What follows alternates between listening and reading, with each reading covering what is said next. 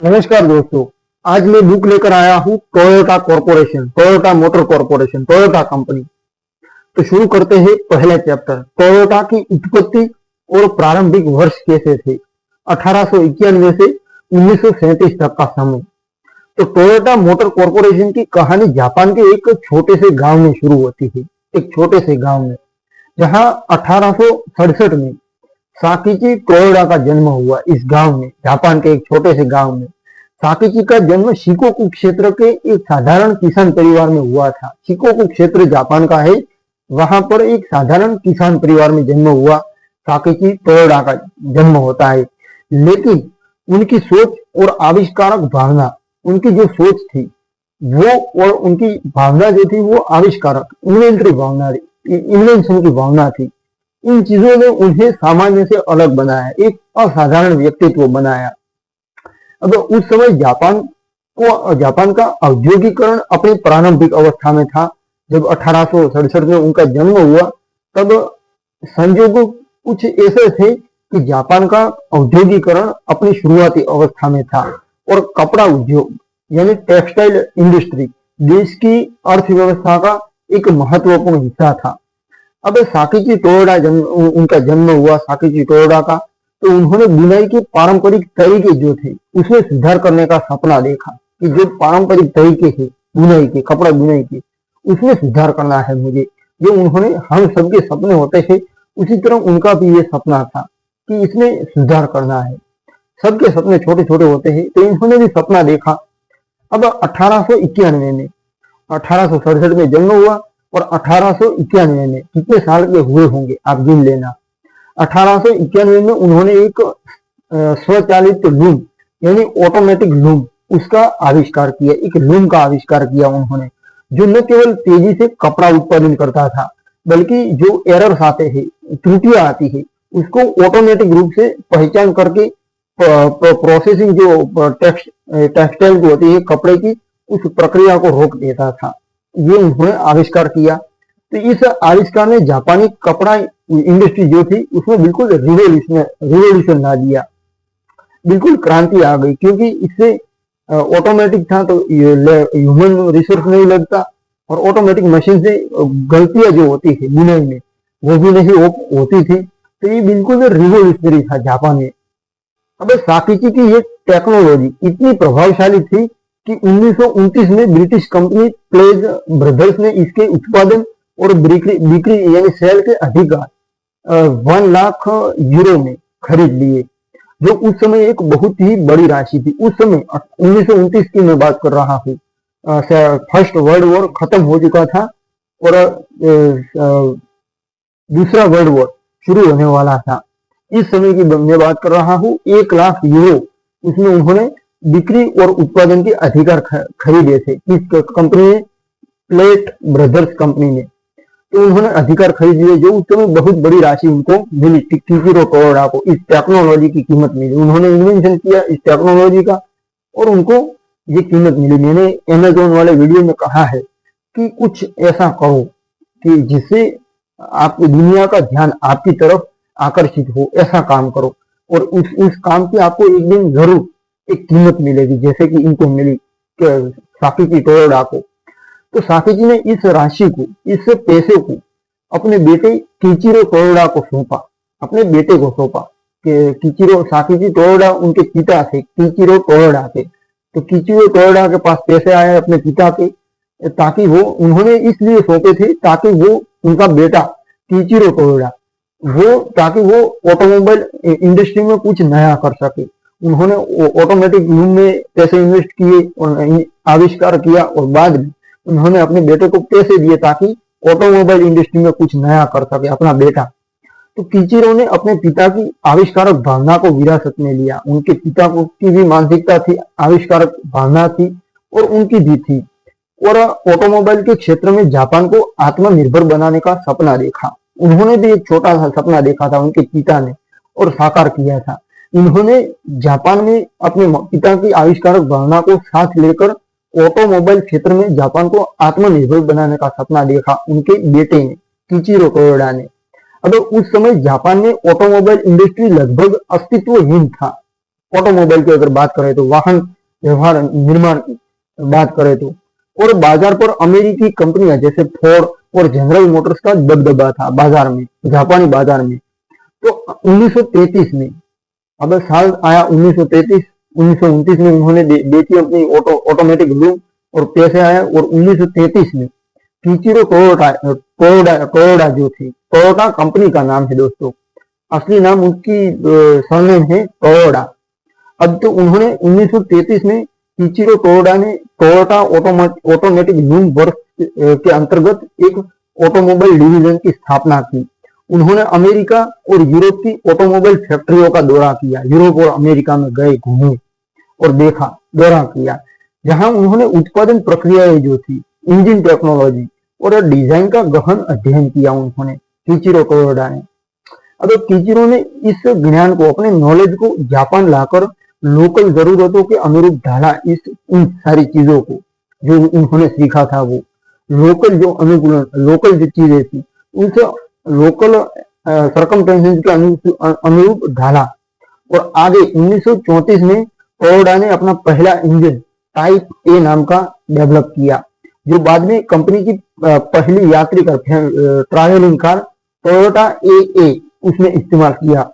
अब Toyota company की ए car को 1936 में लॉन्च किया गया, जो एक 6 सिलेंडर वाली सेडान कार थी और उस समय की अमेरिकी कारों से प्रेरित थी। लेकिन इसके बावजूद टोयोटा ए कार जो थी, उसका उत्पादन यानी प्रोड्यूसिंग सीमित था और कंपनी को कई चुनौतियों का सामना करना पड़ा। जापान की आर्थिक स्थिति उस समय स्थिर नहीं थी और कच्चे माल की कमी ने उत्पादन को कठिन बना दिया। इसके बावजूद कीचिरो ने हार नहीं मानी। उन्होंने अपने पिता के सिद्धांतों को अपनाया, जिसमें क्वालिटी और एफिशिएंसी पर विशेष ध्यान दिया गया। 1937 में टोयोटा ऑटोमेटिक लूम वर्क से ऑटोमोबाइल डिवीजन को अलग करके टोयोटा मोटर की कंपनी की स्थापना की गई 1937 में। अब कंपनी का टोयोटा नाम बदलकर टोयोटा कर दिया गया, क्योंकि जापानी लेखन में टोयोटा को लिखने के लिए 8 स्ट्रोक की आवश्यकता होती थी, जो जापानी संस्कृति में शुभ माना जाता था, जबकि टोयोटा को 10 स्ट्रोक चाहिए थे। ये छोटा बदलाव टोयोटा की ब्रांड पहचान का प्रतीक बन गया दोस्तों। अब इस शुरुआती कालखंड में टोयोटा ने जापानी सरकार के समर्थन का भी लाभ उठाया। सरकार भी समर्थन कर रही थी, जो देश के ऑटोमोबाइल उत्पादन को बढ़ावा देना चाहती थी, जापानी सरकार उस समय। अब 1936 में जापान सरकार ने एक कानून पारित किया, जिसने विदेशी कंपनियों के लिए जापान में कार निर्माण को कठिन बना दिया। ऐसा उन्होंने, जापानी सरकार ने कानून पारित किया, ताकि विदेशी कंपनियां जो थी, उनके लिए जापान में आकर कारें बनाना कठिन हो गया। अब दोस्तों, सरकार की ही इस नीति ने टोयोटा को घरेलू बाजार में अपनी स्थिति मजबूत करने का अवसर दिया। फिर भी कंपनी को टेक्नोलॉजी और फाइनेंशियल चुनौतियों का सामना करना पड़ा। टोयोटा ए का उत्पादन लागत प्रभावी नहीं था और कंपनी को बड़े पैमाने पर उत्पादन के लिए उपयुक्त बुनियादी ढांचा यानी इंफ्रास्ट्रक्चर उपयुक्त जो जरूरी होता है, प्राइमरी इंफ्रास्ट्रक्चर की आवश्यकता थी। साकिची और कीचिरो टोयोटा की दूरदर्शिता ने टोयोटा को एक मजबूत फाउंडेशन प्रदान की। साकिची, जो उनके पिता थे, उनका मानना था कि किसी भी उद्योग में सफलता के लिए निरंतर सुधार और क्वालिटी आवश्यक जरूरी होती है, और कीचिरो ने इस दर्शन को, इस कॉन्सेप्ट को ऑटोमोबाइल निर्माण में लागू किया। इस कालखंड में टोयोटा ने न केवल टेक्नोलॉजी इनोवेशन किए, बल्कि एक ऐसी कॉर्पोरेट संस्कृति की फाउंडेशन रखी, जो बाद में टोयोटा वे के रूप में विश्व प्रसिद्ध हुई। हमारा ये अध्याय टोयोटा की शुरुआत को दर्शाता है, जो छोटे से आविष्कार से शुरू होकर विश्व के सबसे बड़े ऑटोमोबाइल निर्माताओं में से एक बनने की दिशा में पहला कदम था। तो ये था पहला चैप्टर, और अब शुरू करते हैं दूसरा चैप्टर, युद्ध के बाद की चुनौतियां और पुनर्जनन। 1938 और 1950 के ये डेकेड्स, इस कालखंड की मैं बात कर रहा हूँ, दूसरे विश्व युद्ध की मैं बात कर रहा हूँ। तो टोयोटा मोटर कंपनी की स्थापना के बाद 1930 के दशक के अंत में कंपनी ने अपनी पहचान बनाने की दिशा में तेजी से कदम उठाए, अपनी खुद की पहचान बनाने के लिए तेजी से कदम उठाए। हालांकि द्वितीय विश्व युद्ध 1939 से 1945 तक चला, उसने टोयोटा के लिए अभूतपूर्व चुनौतियां प्रस्तुत की। टोयोटा कंपनी के सामने कई चैलेंजेस प्रस्तुत की सामने। तो इस कालखंड में टोयोटा का ध्यान यात्री कारों से हटकर सैन्य वाहनों, विशेष रूप से ट्रक, उसके इन सारी चीजों के उत्पादन पर केंद्रित हो गया। यात्री कारों से हटकर उन टोयोटा कंपनी ने सैन्य मिलिट्री उपकरण, जो वाहन आते हैं, ट्रक आते हैं, उसके उत्पादन पर केंद्रित हो गया कंपनी का, क्योंकि युद्ध का समय था और मार्केट भी युद्ध के लिए ही खुल गई थी। अब जापान की युद्ध अर्थव्यवस्था के कारण, युद्धग्रस्त अर्थव्यवस्था के कारण कंपनी को कच्चे माल की भारी कमी का सामना करना पड़ा। स्टील और रबर जैसे आवश्यक संसाधनों की आपूर्ति यानी सप्लाई सीमित था, जिसके कारण उत्पादन प्रक्रिया में कई रुकावटें आई। इसके बावजूद टोयोटा ने अपनी टेक्नोलॉजी एक्सपर्टीज का उपयोग करके सैन्य ट्रकों का निर्माण किया, जो जापानी सेना के लिए महत्वपूर्ण थे। अब 1945 में युद्ध समाप्त होने के बाद जापान की अर्थव्यवस्था पूरी तरह से चरमरा गई। अब टोयोटा भी इस तबाही से अछूती नहीं रही। टोयोटा की खुद की हुई कंपनी का इंफ्रास्ट्रक्चर टूट गया होगा। तो युद्ध के बाद की मंदी ने कंपनी को फाइनेंशियल संकट में डाल दिया। अब कच्चे माल की कमी, इंफ्रास्ट्रक्चर का विनाश हो चुका था और बाजार में मांग की कमी ने टोयोटा के लिए अस्तित्व की लड़ाई को और कठिन बना दिया। खुद को सर्वाइव करने की भी हालात नहीं थी। फिर भी आज कंपनी है, अपना अस्तित्व है कंपनी का, और इन सारी संजोगों में, इन सारी मुश्किलों से उबर कर आज कंपनी दुनिया की दूसरी सबसे बड़ी ऑटोमोबाइल कंपनी है, टेस्ला के बाद शायद, मेरे नॉलेज के अनुसार। बाकी आप गूगल कर सकते हो फैक्ट चेकिंग के लिए। अब दोस्तों 1949 में कंपनी इतने गंभीर फाइनेंशियल संकट में फंस गई कि उसे कर्मचारियों की छंटनी करनी पड़ी, यानी कुछ जो कर्मचारी जरूरी नहीं थे उनको निकालना पड़ा। इस निर्णय ने कर्मचारियों के बीच असंतोष को जन्म दिया, जिसके परिणाम स्वरूप बड़े पैमाने पर हड़तालें हुई। इन हड़तालों ने टोयोटा की उत्पादन प्रक्रिया को लगभग ठप कर दिया और कंपनी के भविष्य पर अनिश्चितता के बादल मंडराने लगे। इस संकट ने, जो मैंने बताया, इस संकट ने टोयोटा को अपने प्रबंधन यानी मैनेजमेंट और उत्पादन दृष्टिकोण यानी प्रोडक्शन विजन पर पूरी तरह से पुनर्विचार करने के लिए मजबूर किया इस संकट ने। तो किचिरो टोयोडा, जो उस समय कंपनी के अध्यक्ष थे, चेयरमैन थे, तो उन्होंने इस स्थिति की व्यक्तिगत जिम्मेवारी ली और 1950 में अपने पद से इस्तीफा दे दिया। उनका ये कदम कंपनी के प्रति उनकी प्रतिबद्धता और कर्मचारियों के प्रति सम्मान का प्रतीक बन गई। उन्होंने इसे इस तरह का काम किया, उन्होंने पद से इस्तीफा दे दिया ताकि कर्मचारियों के अंदर वो कर्मचारी ये महसूस कर पाए कि जो हमारे बॉस है, किचिरो टोयोडा है, वो हमारे प्रति सहानुभूति व्यक्त कर रहे हैं। इसलिए उन्होंने इस्तीफा दे दिया। अब इस संकट ने टोयोटा को एक महत्वपूर्ण सबक सिखाया कि दीर्घकालिक सफलता के लिए न केवल प्रोडक्शन एफिशिएंसी बल्कि कर्मचारी विश्वास और सहयोग भी आवश्यक थे। दीर्घकालिक यानी लंबी सफलता अगर चाहते हो तो न सिर्फ उत्पादन में एफिशिएंसी बल्कि कर्मचारी का विश्वास भी जितना जरूरी है और सहयोग भी कर्मचारी का जरूरी होता है किसी भी संगठन या कंपनी के लिए दीर्घकालिक सफलता पानी हो तो। अब इस अनुभव ने टोयोटा की कॉर्पोरेट संस्कृति को गहराई से प्रभावित किया और लोगों के लिए सम्मान का सिद्धांत कंपनी के मूल्यों में स्थापित हो गया। लोगों के लिए सम्मान होना चाहिए, ये सिद्धांत कंपनी के वैल्यूज में अच्छे से स्थापित हो गया। इस कालखंड में टोयोटा ने अपनी उत्पादन सिस्टम प्रणाली को पुनर्गठित करने की दिशा में कदम उठाए। अब यहाँ पर एक व्यक्ति आते हैं ताइची ओहनो, जो बाद में टोयोटा प्रोडक्शन सिस्टम यानी टीपीएस के जनक के रूप में प्रसिद्ध हुए। तो उन्होंने उस समय जस्ट इन टाइम उत्पादन की अवधारणा पर काम शुरू किया, इस कॉन्सेप्ट पर काम किया, जस्ट इन टाइम कॉन्सेप्ट पर उन्होंने काम शुरू किया। इस सिस्टम का उद्देश्य था कि उत्पादन में केवल उतने ही संसाधनों का उपयोग हो जितनी आवश्यकता हो और सही समय पर हो। जो संसाधन की जरूरत है उसका उपयोग, संसाधनों का उपयोग जितनी आवश्यकता हो उतना ही होना चाहिए और सही समय पर होना चाहिए। इससे क्या हुआ कि इन्वेंट्री लागत में कमी आई। इन्वेंट्री बाकी भरी पड़ी रही होती है कई कंपनियों की, जिन्होंने उत्पादन कर लिया होता है लेकिन बिकता नहीं है, और बिकता है तो जो पैसे होते हैं वो तो गोडाउन में पड़े रहते हैं, उन सारी जो चीजें मैन्युफैक्चरिंग की है उन्हें। तो इसमें इसके कारण इन्वेंट्री लागत में कमी आई और अपशिष्ट को कम करने में मदद मिली। तो उन्होंने अमेरिकी सुपरमार्केटों की आपूर्ति यानी सप्लाई चेन से प्रेरणा ली, जहां सामान केवल मांग के अनुसार स्टॉक किया जाता था। इस दृष्टिकोण ने टोयोटा को सीमित संसाधनों के साथ अधिक कुशलता से काम करने में सक्षम बनाया। अब 1947 में टोयोटा ने अपनी पहली छोटी यात्री कार टोयोटा एसए उसको लॉन्च किया, जिसे टोयोटा पेट के नाम से भी जाना गया था। ये कार जापानी बाजार की जरूरतों को ध्यान में रखकर डिजाइन की गई थी, जो छोटी, फ्यूल एफिशिएंट और किफायती थी। हालांकि टोयोटा एसए, जिसका नाम टोयोटा पेट के नाम से भी जानी जाती थी, तो टोयोटा एसए की बिक्री अपेक्षाकृत सीमित रही, क्योंकि युद्ध के बाद जापान में अधिकांश लोग कार खरीदने की स्थिति में नहीं थे। फिर भी इस कार ने टोयोटा को छोटे वाहनों के निर्माण में अनुभव प्रदान किया, एक्सपीरियंस मिला, जो बाद में टोयोटा कोरोला जैसे मॉडलों की फाउंडेशन बनी। अब 1950 तक टोयोटा ने धीरे धीरे अपनी स्थिति में सुधार करना शुरू किया।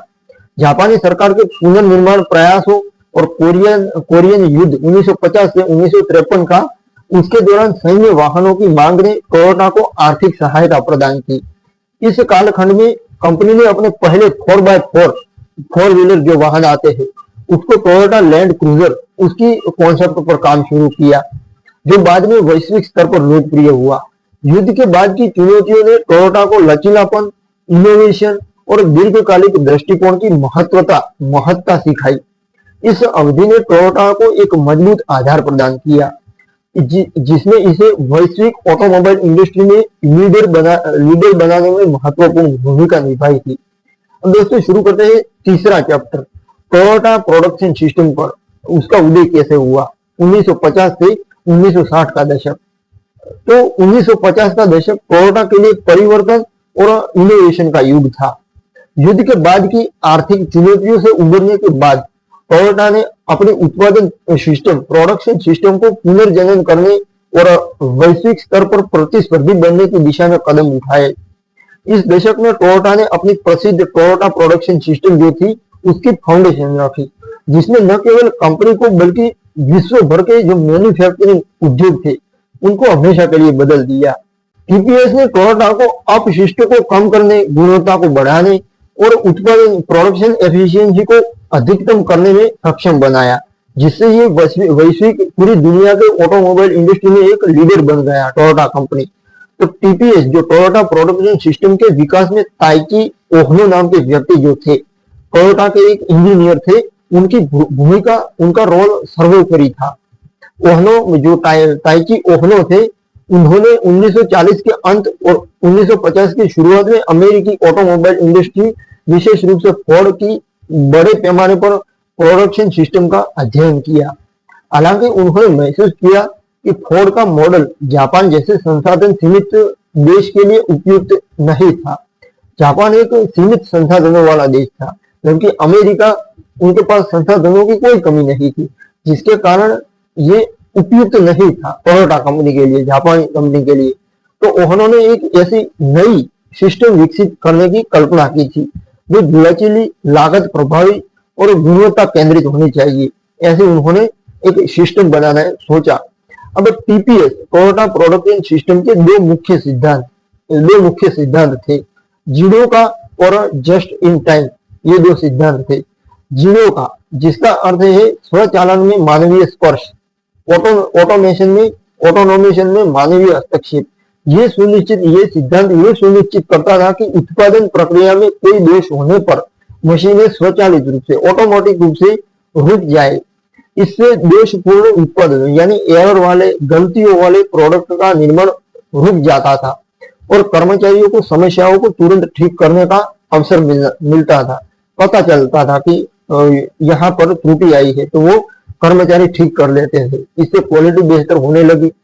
अब ये सिद्धांत साकेजी टोयोटा के स्वचालित यानी ऑटोमेटिक लूम से प्रेरित था। ये सिद्धांत भी साकेजी टोयोटा की स्वचालित लूम से प्रेरित था। तो जो ऑटोमेटिक लूम से प्रेरित था, दोष को पता लगाने यानी एरर को पता लगाने पर रुक जाता था। पूरा का पूरा सिस्टम, प्रोडक्शन सिस्टम जो थी वो रुक जाता था जब एरर आता था। जस्ट इन टाइम का मतलब था कि उत्पादन में केवल उतने ही संसाधनों का उपयोग होना चाहिए जितनी आवश्यकता है और सही समय पर उसका उपयोग होना चाहिए ताकि पैसों की बर्बादी न हो। इससे अनावश्यक इन्वेंट्री को कम किया गया, जिससे लागत को नियंत्रित किया गया और उत्पादन को अधिक लचीला बनाया गया। अब ये दोस्तों मैनेजमेंट के मामले में टोयोटा जो कंपनी है, बात ही छोड़ दो आप, उन्होंने पूरी दुनिया में लीडर है मैनेजमेंट के मामले में। इतना स्मार्ट मैनेजमेंट है कि सब कुछ अप टू डेट चलता है और उसकी क्वालिटी सब कुछ अप टू डेट, यानी ब्रांड का पावर यहाँ पर आईफोन की तरह है। तो टीपीएस का एक और महत्वपूर्ण पहलू था काइजन, यानी निरंतर सुधार करते रहना। तो टोयोटा ने अपनी संस्कृति में ये स्थापित किया कि प्रत्येक कर्मचारी, चाहे वह कार्यशाला में काम करने वाला मजदूर हो या मैनेजर हो, उत्पादन प्रक्रिया में सुधार के लिए सुझाव दे सकता है। अब कर्मचारियों को समस्याओं की पहचान करने और उनके समाधान के लिए प्रोत्साहित किया गया। इस दृष्टिकोण ने टोयोटा को एक ऐसी कंपनी बनाया जहां इनोवेशन केवल शीर्ष टॉप मैनेजर तक सीमित नहीं था, बल्कि ये संगठन के प्रत्येक स्तर पर, हर लेवल पर मौजूद था। अब 1950 के दशक में टोयोटा ने अपनी उत्पादन प्रणाली को, मैनेजमेंट सिस्टम को लागू करने के साथ साथ अंतरराष्ट्रीय बाजारों में कदम रखना शुरू किया। 1957 में कंपनी ने Toyota Motor Sales US Inc की स्थापना की। Toyota Motor Sales USA Inc नाम की स्थापना की और यूएस अमेरिकी बाजार में अपनी पहली कार टोयोपेट क्राउन को पेश किया। अब जब टोयोटा पेट क्राउन को पेश किया तो टोयोटा पेट क्राउन को शुरुआती असफलता का, फेलियर का सामना करना पड़ा। अमेरिकी उपभोक्ताओं ने इस कार को इसकी हाई लेवल की कीमत, कम शक्ति और भारी डिजाइन के कारण स्वीकार नहीं किया। बाजार के कस्टमर ने ये फेलियर टोयोटा के लिए एक महत्वपूर्ण सबक थी। कंपनी ने महसूस किया कि वैश्विक बाजारों में सफल होने के लिए लोकल कंज्यूमर की जरूरतों और अपेक्षाओं को समझना आवश्यक है, बहुत ही जरूरी है। इस असफलता के बावजूद टोयोटा ने हार नहीं मानी। कंपनी ने अपनी डिजाइन और इंजन टेक्नोलॉजी में सुधार किया और 1958 में टोयोटा लैंड क्रूजर को अमेरिकी बाजार में पेश किया। लैंड क्रूजर की मजबूती और ऑफ रोड क्षमता ने, ऑफ रोड यानी रोड न हो ऐसी जगहों में चलने की क्षमता ने इसे विशेष रूप से ग्रामीण क्षेत्रों में लोकप्रिय बनाया। इसने टोयोटा की विश्वसनीयता यानी ट्रस्ट की छवि को मजबूत करने में महत्वपूर्ण मदद शुरू की। अब 1950 के दशक के अंत तक टोयोटा ने जापान में अपनी स्थिति को और मजबूत कर लिया। कंपनी ने अपने उत्पादन पोर्टफोलियो का एक्सपेंशन किया और छोटी किफायती कारों पर ध्यान केंद्रित किया जो जापानी मध्यम वर्ग की बढ़ती मांग को पूरा करती थी। अब 1955 में लॉन्च की गई टोयोटा कोरोना, उसने लोकल बाजार में अच्छा प्रदर्शन किया और कंपनी की बढ़ती टेक्नोलॉजी क्षमता को प्रदर्शित किया। अब आगे टीपीएस यानी टोयोटा प्रोडक्शन सिस्टम ने टोयोटा को एक ऐसी कंपनी बनाया जो सीमित संसाधनों के साथ भी हाई क्वालिटी वाले वाहनों का उत्पादन कर सकती थी। तो इस प्रणाली ने न केवल टोयोटा की लागत को कम किया बल्कि इसकी विश्वसनीयता और कस्टमर संतुष्टि को भी बढ़ाया। 1960 तक टीपीएस ने टोयोटा को वैश्विक ऑटोमोबाइल उद्योग में एक मजबूत आधार प्रदान किया जिसने इसे अगले दशक में अंतरराष्ट्रीय विस्तार के लिए तैयार किया। ये अध्याय टोयोटा, ये चैप्टर टोयोटा की उस फाउंडेशन को दर्शाता है जिसने इसे विश्व के सबसे प्रभावशाली फैक्ट्री संगठनों में से एक बनाया, विनिर्माण संगठनों में से एक बनाया। अब देखिए शुरू करते हैं चौथा चैप्टर, वैश्विक एक्सपेंशन और अमेरिकी बाजार में प्रवेश 1960 से 1970 का दशक। तो 1960 का दशक टोयोटा के लिए वैश्विक मंच पर, वर्ल्ड स्टेज पर अपनी पहचान स्थापित करने का एक महत्वपूर्ण दौर था। युद्ध के बाद की आर्थिक सुधार और टोयोटा प्रोडक्शन सिस्टम की सफलता ने कंपनी को जापान में एक मजबूत आधार प्रदान किया था। अब टोयोटा का ध्यान अंतरराष्ट्रीय बाजारों, विशेष रूप से उत्तरी अमेरिका और यूरोप में एक्सपेंशन करने पर केंद्रित था। इस दशक में टोयोटा ने अपनी गुणवत्ता, विश्वसनीयता और किफायती मूल्य की स्ट्रेटेजी के साथ वैश्विक ऑटोमोबाइल इंडस्ट्री में अपनी जगह बनाई। ये वो दौर था जब टोयोटा ने न केवल अपनी उत्पादन क्षमता को बढ़ाया बल्कि विश्व स्तर पर, वर्ल्ड स्टेज पर वर्ल्ड लेवल पर अपनी ब्रांड छवि को भी मजबूत किया। 1957 में Toyota Motor Sales USA Inc उसकी स्थापना के बाद कंपनी ने टोयोपेट क्राउन जो उनकी थी प्रोडक्ट, उसके साथ अमेरिकी बाजार में प्रवेश किया था। लेकिन इसकी असफलता फेलियर ने टोयोटा को एक महत्वपूर्ण सबक सिखाया कि वैश्विक बाजारों में सफलता के लिए, अगर वैश्विक बाजार में सफलता चाहिए तो लोकल कंज्यूमर की जरूरतों को समझना बहुत ही जरूरी है। ये उन्होंने सीख लिया अच्छे से। अब इस सबक को ध्यान में रखते हुए टोयोटा ने 1965 में टोयोटा कोरोना उसको अमेरिकी बाजार के लिए फिर से डिजाइन किया। कोरोना रोग भी है और यहाँ पर कोरोना कार भी उन्होंने लॉन्च। तो कोरोना को अधिक शक्तिशाली इंजन, बेहतर डिजाइन और अमेरिकी सड़कों के लिए उपयुक्त निलंबन सिस्टम के साथ पेश किया गया। इस कार ने अपनी विश्वसनीयता और किफायती कीमत के कारण तेजी से लोकप्रियता हासिल की। 1966 में टोयोटा की अमेरिकी बिक्री 20,000 से अधिक इकाइयों तक पहुंच गई, यानी 20,000 से ज्यादा कारें उन्होंने बेची थी 1966 तक। और 1967 तक, अगले साल 1967 तक टोयोटा अमेरिका में तीसरा सबसे अधिक बिकने वाला आयातित ब्रांड बन गया, जो जर्मनी के वॉक्सवैगन और अन्य यूरोपियन ब्रांड के साथ प्रतिस्पर्धा कर रहा था। ये जापानी कंपनी कोरोला को छोटी, फ्यूल एफिशिएंट और किफायती कार के रूप में डिजाइन किया गया था, जो मध्यम वर्ग के उपभोक्ताओं के लिए, कंज्यूमर के लिए आदर्श थी। इसकी सिंप्लिसिटी, विश्वसनीयता और कम मेंटेनेंस लागत ने इसे जापान और अंतरराष्ट्रीय बाजारों में तुरंत हिट कार बना दिया। अब कोरोला बाद में दुनिया की सबसे अधिक बिकने वाली यात्री कार बन गई। दोस्तों आप सोचो टोयोटा ने किस हद तक उन्होंने सफलता पाई, और इसकी सफलता ने टोयोटा की ब्रांड छवि को और मजबूत किया। कोरोला कार ने टोयोटा को एक ऐसी कंपनी के रूप में स्थापित किया जो उच्च गुणवत्ता वाली कारें किफायती दामों पर प्रदान कर सकती है। ये लोगों के मन में घुस गया कि उच्च गुणवत्ता वाली कारें किफायती दाम पर टोयोटा ही बना सकती है। तो इस दशक में टोयोटा ने अपने उत्पादन पोर्टफोलियो का विस्तार करने के लिए कई स्ट्रेटेजिक एक्विजिशन भी किए। 1966 में कंपनी ने हीनो मोटर्स का एक्विजिशन किया, जो ट्रक और बसेज के निर्माण में विशेष एक्सपर्टीज रखता था, इसके सेक्टर में काम करता था। अब आगे 1967 में टोयोटा ने दाइहात्सु मोटर कंपनी में हिस्सेदारी हासिल की, जो छोटी कारों और किफायती वाहनों के लिए जानी जाती थी। दोस्तों इन एक्विजिशंस ने टोयोटा की विभिन्न मार्केट सेगमेंट्स में प्रवेश करने और अपने उत्पादन रेंज को डाइवर्सिफाइड करने में मदद की। हीनो मोटर्स ने टोयोटा को वाणिज्यिक वाहनों के क्षेत्र में मजबूती प्रदान की, जबकि दाइहात्सु ने छोटी कारों के बाजार में इसकी स्थिति को और सुदृढ़ किया। अब टोयोटा ने इस अवधि में अपने अंतरराष्ट्रीय विनिर्माण आधार को भी बढ़ाना शुरू किया। 1963 में कंपनी ने ऑस्ट्रेलिया में अपनी पहली विदेशी उत्पादन सुविधा यानी फैक्ट्री स्थापित की, जो वैश्विक उत्पादन नेटवर्क की शुरुआत थी।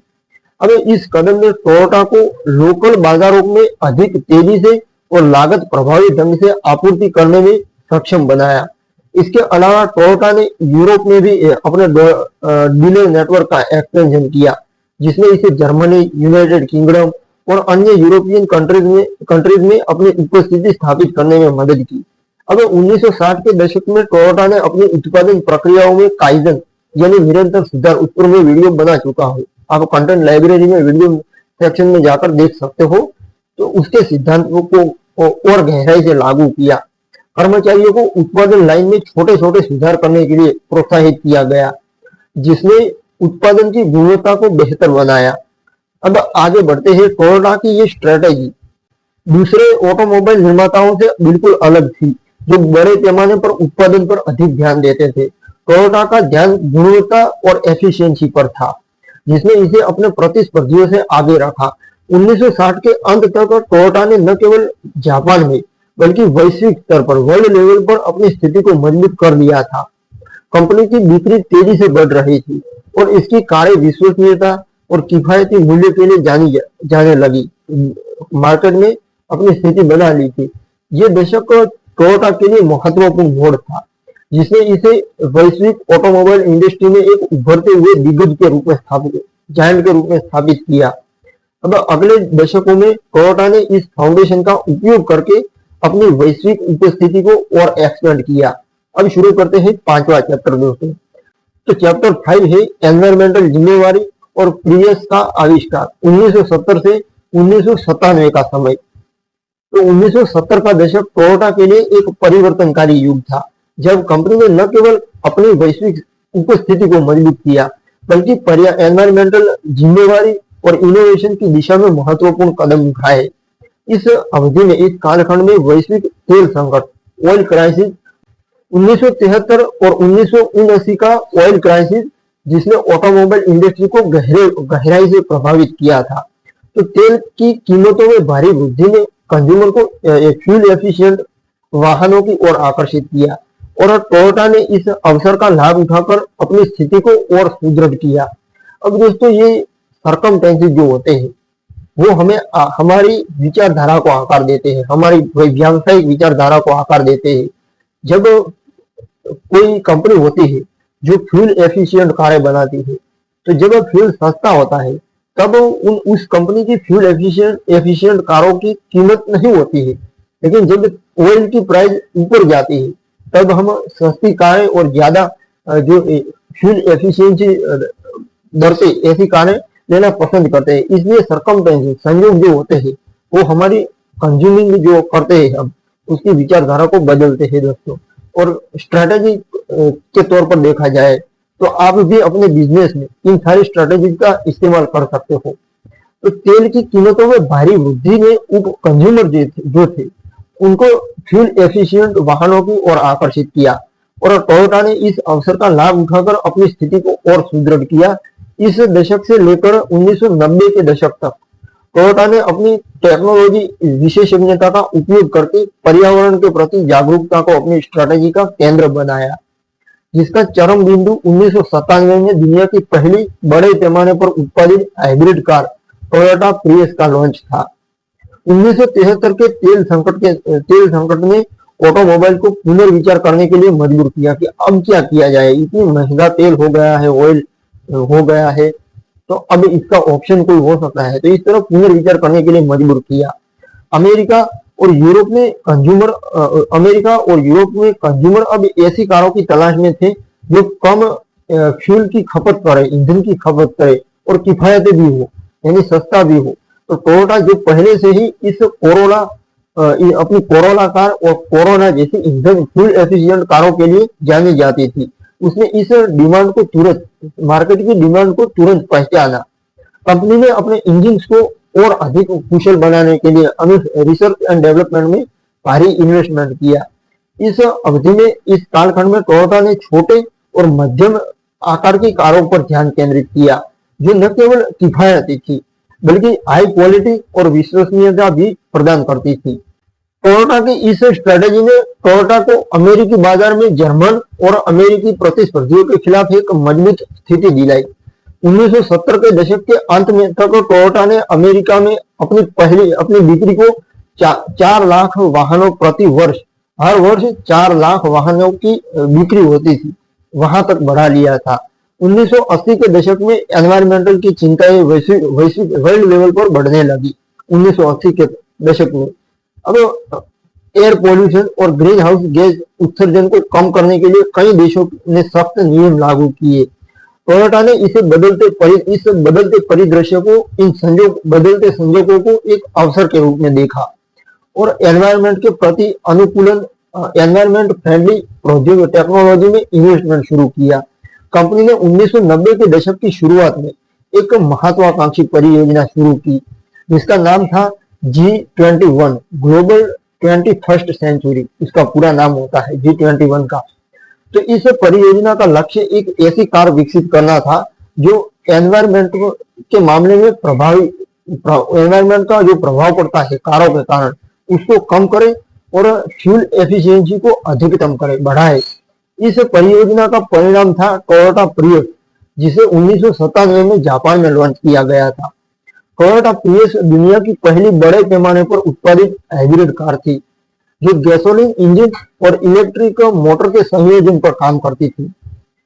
इसके हाइब्रिड सिनर्जी ड्राइव सिस्टम ने ईंधन खपत को लगभग 50% तक कम किया और उत्सर्जन को काफी हद तक घटाया। दोस्तों, प्रियस का विकास एक जोखिम भरा दांव था, क्योंकि हाइब्रिड टेक्नोलॉजी उस समय अपेक्षाकृत नई थी और इसके बाजार की स्वीकृति की कोई गारंटी नहीं थी। टोयोटा ने इस प्रोजेक्ट में लगभग $1 बिलियन का इन्वेस्टमेंट किया और 1000 से अधिक इंजीनियर्स की टीम को इस पर काम करने के लिए नियुक्त किया। 1997 में जब प्रियस को जापान में लॉन्च किया गया तो ये तुरंत हिट हो गई। साल 2000 में इसे वैश्विक बाजारों, विशेष रूप से अमेरिका और यूरोप में पेश किया गया, जहां पर्यावरण के प्रति जागरूक जो कंज्यूमर थे उन्होंने इसे उत्साहपूर्वक स्वीकार किया। अब प्रियस कार की सफलता ने टोयोटा को एनवायरमेंटल इनोवेशन में लीडर के रूप में स्थापित किया। इसने न केवल टोयोटा की ब्रांड इमेज को मजबूत किया, बल्कि हाइब्रिड टेक्नोलॉजी को ऑटोमोबाइल इंडस्ट्री में मुख्य धारा में लाने में भी मदद की थी। अब अन्य निर्माताएं जो थे, जैसे होंडा और फोर्ड ने, उन्होंने भी बाद में हाइब्रिड कारों का विकास शुरू किया, लेकिन टोयोटा ने इस क्षेत्र में अपनी प्रथम प्रवर्तक यानी प्रथम इन्वेंटर स्थिति बनाए रखी। 1997 तक टोयोटा ने प्रियस के साथ ये साबित कर दिया कि पर्यावरण एनवायरनमेंट की जिम्मेवारी और व्यावसायिक सफलता एक साथ संभव है। अब इस कालखंड में टोयोटा ने अपनी वैश्विक उत्पादन क्षमता को भी बढ़ाया। कंपनी ने थाईलैंड, कनाडा और दक्षिण अमेरिका जैसे नए बाजारों में विनिर्माण यानी फैक्ट्रियां स्थापित की।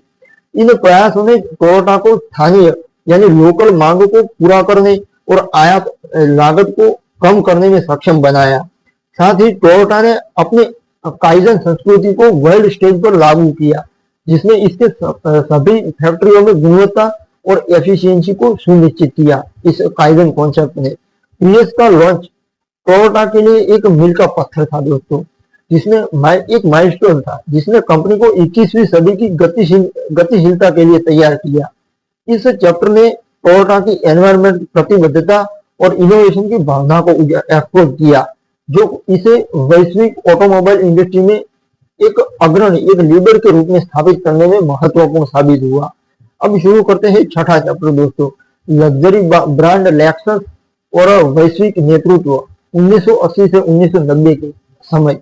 1980 का दशक टोयोटा के लिए वैश्विक ऑटोमोबाइल उद्योग में अपनी स्थिति को और मजबूत करने का एक महत्वपूर्ण दौर था। इस अवधि में टोयोटा ने न केवल अपनी किफायती और विश्वसनीय कारों की छवि को बनाए रखा, बल्कि प्रीमियम और लग्जरी बाजार में भी प्रवेश किया। इस दशक की सबसे उल्लेखनीय उपलब्धि थी लेक्सस ब्रांड का लॉन्च, जिसने टोयोटा को मर्सिडीज बेंज और BMW जैसे स्थापित लग्जरी ब्रांडों के साथ प्रतिस्पर्धा करने में सक्षम बनाया। साथ ही टोयोटा ने अपने वैश्विक उत्पादन और बिक्री नेटवर्क यानी सेल नेटवर्क का एक्सपेंशन किया, जिसने इसे विश्व के लीडर ऑटोमोबाइल निर्माताओं में से एक के रूप में स्थापित किया। अब 1980 के दशक की शुरुआत में टोयोटा ने महसूस किया कि उसकी किफायती कारों की सफलता के बावजूद वे लग्जरी और प्रीमियम बाजार में अपनी उपस्थिति दर्ज नहीं कर पा रही थी। उस समय यूरोपियन ब्रांड जैसे मर्सिडीज बेंज और BMW जैसे ब्रांड अमेरिकी और पूरी दुनिया की बाजार पर हावी थे। ये सारे ब्रांड टोयोटा के तत्कालीन अध्यक्ष यानी चेयरमैन एजी टोयोडा ने एक साहसिक निर्णय लिया, एक नया लग्जरी ब्रांड बनाना जो क्वालिटी, परफॉर्मेंस और कंज्यूमर सर्विस में विश्व के सर्वश्रेष्ठ ब्रांड को चुनौती दे सके। इस परियोजना को कोड नेम F1 का मतलब होता है फ्लैगशिप 1, इसका कोड नाम दिया गया और 1983 में इसका डेवलपमेंट शुरू हुआ। अब लेक्सस के विकास के लिए टोयोटा ने कोई कसर नहीं छोड़ी।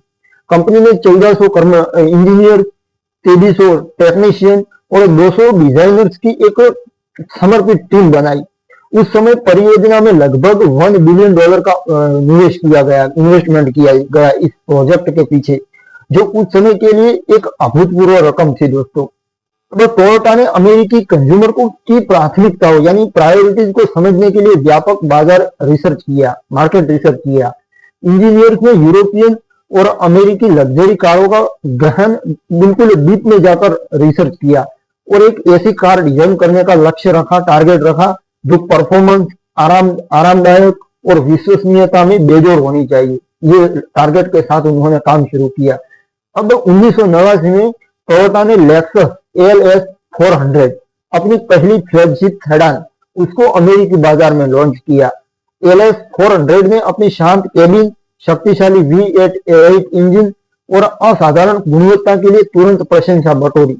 इसकी कीमत मर्सिडीज बेंज और BMW की समकक्ष कारों से काफी कम थी, जिसने इसे प्रीमियम कंज्यूमर के लिए एक आकर्षक प्रोडक्ट बनाया। लेक्सस ने न केवल उत्पादन पर ध्यान दिया बल्कि कंज्यूमर सर्विस को भी प्रायोरिटी दी। डीलरशिप पर कस्टमर को व्यक्तिगत यानी पर्सनली अनुभव प्रदान किया, जैसे मुफ्त सर्विसिंग और त्वरित शिकायत निवारण। तुरंत ही शिकायत जो आती थी उसका निवारण किया जाता था। अब 1991 तक लेक्सस अमेरिका में सबसे अधिक बिकने वाला लग्जरी ब्रांड बन गया, जो टोयोटा के लिए एक ऐतिहासिक उपलब्धि थी। अब लेक्सस की सफलता ने टोयोटा की ब्रांड की इमेज को नई ऊंचाइयों पर पहुंचाया। इसने साबित किया कि एक जापानी कंपनी न केवल किफायती कारों बल्कि विश्व स्तरीय वर्ल्ड लेवल लग्जरी वाहनों का निर्माण भी कर सकती है। अब लेक्सस ने यूरोप, एशिया और ऑस्ट्रेलिया जैसे अन्य बाजारों में भी एंट्री की, जिसने टोयोटा की वैश्विक पहुंच को और बढ़ाया। इस दशक में टोयोटा ने अपने वैश्विक उत्पादन नेटवर्क का भी विस्तार किया, एक्सपेंशन किया। 1986 में टोयोटा ने जनरल मोटर्स के साथ मिलकर कैलिफोर्निया में New United Motor Manufacturing Inc, इसको शॉर्ट में निम्मी कहा जाता है, उसकी स्थापना की। ये टोयोटा का पहला अमेरिकी उत्पादन फैक्ट्री था, जहां टोयोटा प्रोडक्शन सिस्टम को लागू किया गया। अब निम्मी जो फैक्ट्री थी उसने टोयोटा को अमेरिकी बाजार में स्थानीय लोकल उत्पादन के माध्यम से लागत कम करने और तेजी से सप्लाई करने में मदद की। इस फैक्ट्री ने साथ ही इसने अमेरिकी कर्मचारियों को पीपीएस की कार्य प्रणाली जो थी वो सिखाई, जिसने टोयोटा की वैश्विक उत्पादन स्ट्रेटेजी को और मजबूत किया। अब 1982 में टोयोटा ने एक और महत्वपूर्ण कदम उठाया, जब टोयोटा मोटर कंपनी और टोयोटा मोटर सेल्स का विलय करके टोयोटा मोटर कॉर्पोरेशन का गठन किया गया। इस इंटीग्रेशन ने कंपनी की वैश्विक स्ट्रेटेजी को अधिक सुसंगत और प्रभावी बनाया। टोयोटा ने इस अवधि में, इस कालखंड में अपनी काइजेन संस्कृति को और गहराई से लागू किया, जिसमें उत्पादन प्रक्रियाओं में निरंतर सुधार सुनिश्चित किए गए। अब 1980 के दशक के अंत तक, 1980 के दशक का अंत हो रहा था, तब तक टोयोटा ने विश्व भर में 3 मिलियन से अधिक वाहनों की बिक्री की थी और इसकी कारों की विश्वसनीयता और गुणवत्ता के लिए विश्व प्रसिद्ध कंपनी थी। लेक्सस का लॉन्च और वैश्विक उत्पादन का एक्सपेंशन टोयोटा के लिए एक मील का पत्थर था दोस्तों, जिसने इसे ऑटोमोबाइल इंडस्ट्री में वैश्विक लीडर की ओर अग्रसर किया। ये चैप्टर टोयोटा की साहसिक दृष्टिकोण और इनोवेशन की भावना को दर्शाता है, जिसने इसे एक सच्चे वैश्विक जायंट के रूप में स्थापित किया। अब शुरू करते हैं 7वां चैप्टर दोस्तों। भारत में टोयोटा की यात्रा कैसी रही 1997 से 2020 तक। तो 1990 के दशक के अंत तक टोयोटा मोटर कॉर्पोरेशन वैश्विक ऑटोमोबाइल इंडस्ट्री में एक जायंट बन चुकी थी।